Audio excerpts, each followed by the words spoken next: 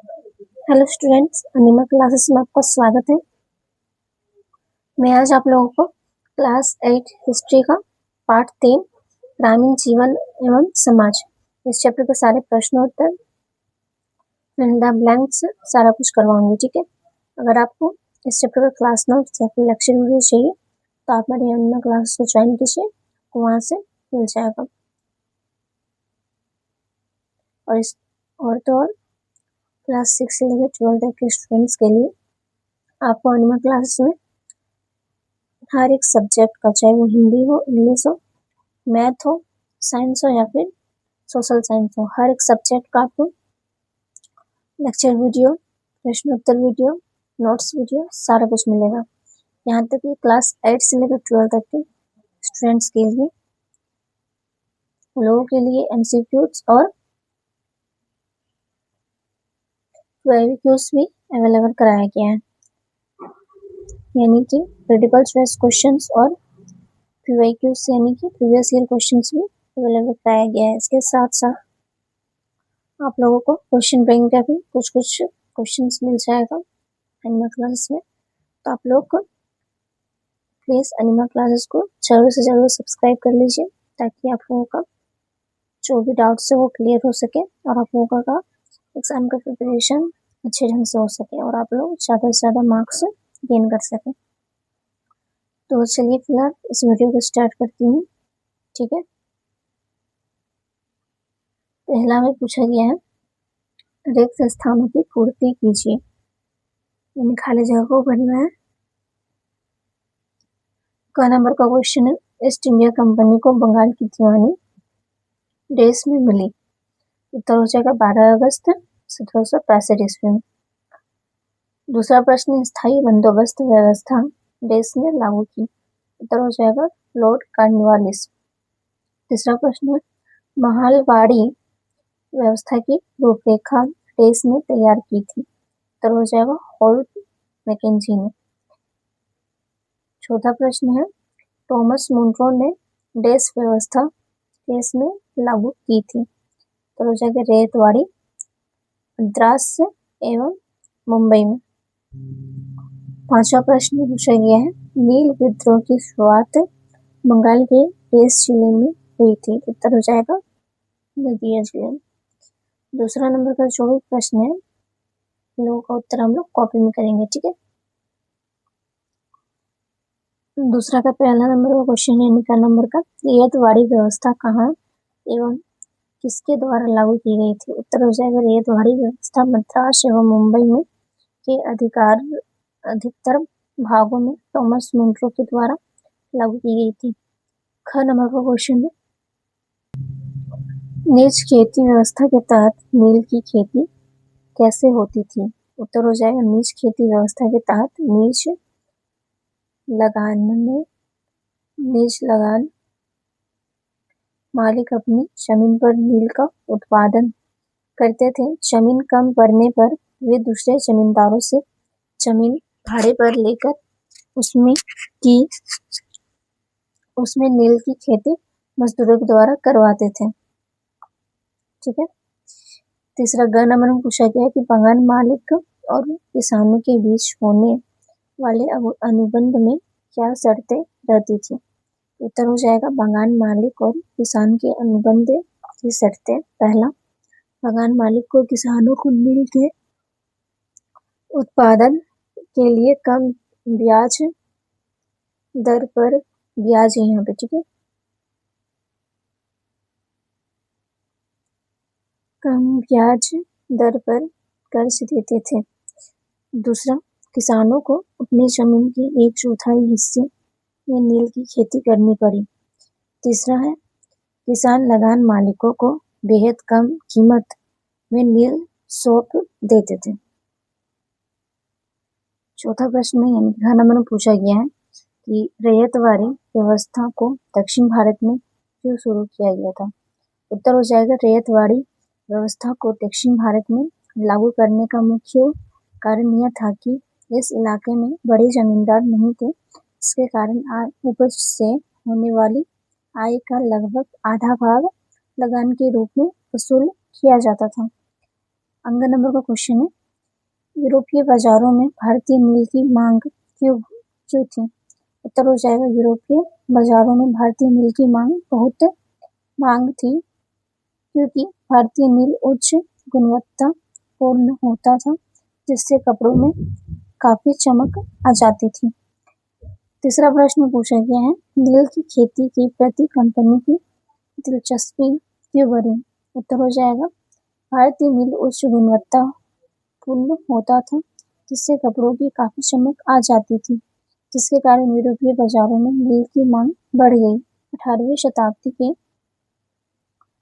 शुरू में ब्रिटेन में औद्योगिकीकरण के शुरू होने से कपास की मांग में भारी वृद्धि हुई, जिससे कपड़े का उत्पादन बढ़ने लगा, जिससे कपड़े की रंगाई के लिए भारतीय नील की मांग बढ़ गई। इसी बीच वेस्ट इंडीज एवं अमेरिका से ब्रिटेन पहुंचने वाली नील की आपूर्ति अचानक बढ़ गई। इन्हीं सब कारणों से नील की खेती के प्रति कंपनी की दिलचस्पी बढ़ गई। चौथा प्रश्न पूछा गया है, अंग्रेजों ने कृषि में सुधार की आवश्यकता क्यों महसूस की? उत्तर हो जाएगा, अंग्रेजों के समय भारतीय अर्थव्यवस्था गहरे संकट में फंस गई थी, इसलिए अंग्रेजों को यह लगने लगा कि कृषि में सुधार की आवश्यकता है, ताकि वे अधिक से अधिक लगान और राजस्व प्राप्त कर अपना लाभ में वृद्धि कर सके। इसी का परिणाम है कि वे बंगाल में 1793 में स्थायी बंदोबस्ती कानून लागू की गई। मालगाड़ी व्यवस्था तथा रेलगाड़ी व्यवस्था भी इसी की देन है। पांचवा प्रश्न पूछा गया है कि रैयतों को नील की खेती से क्या नुकसान पहुंचा था? उत्तर हो जाएगा, नील की खेती केवल उपजाऊ भूमि पर ही की जा सकती थी, जिस पर पहले से ही काफी आबादी मौजूद थी। नील की जड़ें गहरी होने के कारण वो मिट्टी की उर्वरक शक्ति खींच लेती थी, और नील की कटाई के बाद उस भूमि पर धान की खेती सही ढंग से नहीं हो पाती थी। रैयतों को अपनी जमीन के 1/4 हिस्से में नील की खेती करनी पड़ती थी, और उसे बहुत कम कीमत पर बागान मालिकों को सौंपना पड़ता था। नील की खेती काफी मेहनत भरी होती थी। छठा प्रश्न है, स्थायी बंदोबस्ती के मुख्य प्रावधान क्या थे? उत्तर हो जाएगा, 1793 ईस्वी में स्थायी बंदोबस्ती बंगाल में लागू की गई, जिसे जागीरदारी व्यवस्था भी कहा जाता था। इसके मुख्य प्रावधान निम्न है। पहला, इसके अंतर्गत जमींदारों से मालगुजारी के रूप में एक निश्चित आय हमेशा के लिए निर्धारित कर ली जाती है। दूसरा, जमींदार लगान का 10/11 भाग सरकारी कोष में जमा करते थे। लगान का 1/11 भाग अपने खर्च, परिश्रम एवं दायित्व के लिए रख लेते थे। निश्चित समय पर लगान जमा न होने पर जमीन नीलाम। और पांचवा है, अंग्रेज इस व्यवस्था के तहत तय और नियमित आय को सुनिश्चित करना चाहते थे। ठीक है। छठा प्रश्न हम लोग से पूछा गया है कि मालगाड़ी व्यवस्था में खेती कैसे होती थी? उत्तर हो जाएगा, राजस्व बंदोबस्ती के लिए मारवाड़ी व्यवस्था शुरू की गई। इस व्यवस्था के अंतर्गत भूमि पर पूरे ग्राम समुदाय अलग अलग या संयुक्त रूप से लगान की अदायगी कर सकते थे। इस व्यवस्था के तहत राजस्व इकट्ठा करने और उसे कंपनी को जमा करने का जिम्मा जमींदार के जगह गांव के मुखिया को सौंप दिया गया। इस व्यवस्था के तहत गांव का मुखिया मालदार कहलाया। यह व्यवस्था ब्रिटिश भारत की कुल 30% भूमि पर लागू की गई थी। इसमें लगान की दर उपज का 80% था, जिसे कालांतर में विलियम बैरिंग ने 66% कर दिया।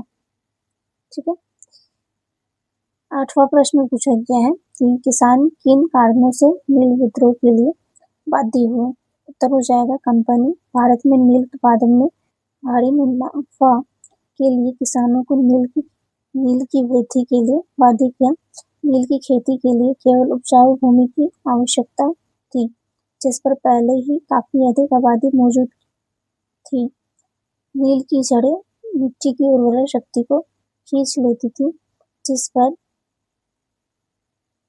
द्वार में धान की कृषि नहीं हो पाती थी। नील की खेती काफी मेहनत भरा होता था, जिसके अनुसार मूल्य नहीं मिल पाते थे। इन्हीं कारणों से परेशान होकर किसान नील विद्रोह के लिए बाध्य हुए। 9वां प्रश्न पूछा गया है कि नील आयोग ने अपनी रिपोर्ट में क्या कहा। उत्तर हो जाएगा नील उत्पादन व्यवस्था की जांच के लिए नील आयोग 1860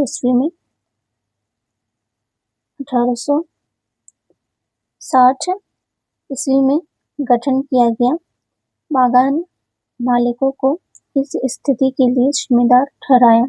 अधिसूचना जानकारी की गई कि किसी भी रैयत को नील की खेती के लिए बाध्य नहीं किया जाएगा। ठीक है, बाध्य नहीं किया जाएगा और सभी विवादों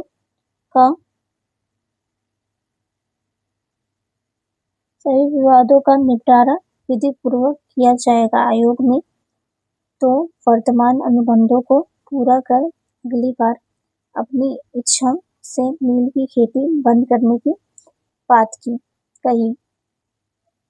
तो मैं आज आप लोगों को इस चैप्टर के सारे प्रश्नोत्तर फिल द ब्लैंक सारा कुछ करवा चुकी हूँ। आशा करती हूँ कि आपको मेरा वीडियो पसंद आया होगा। इसके साथ साथ आप लोग जरूर से जरूर एनिमा क्लासेस को सब्सक्राइब कर लीजिए, ताकि आप लोगों का कोई भी डाउट ना रह सके। धन्यवाद।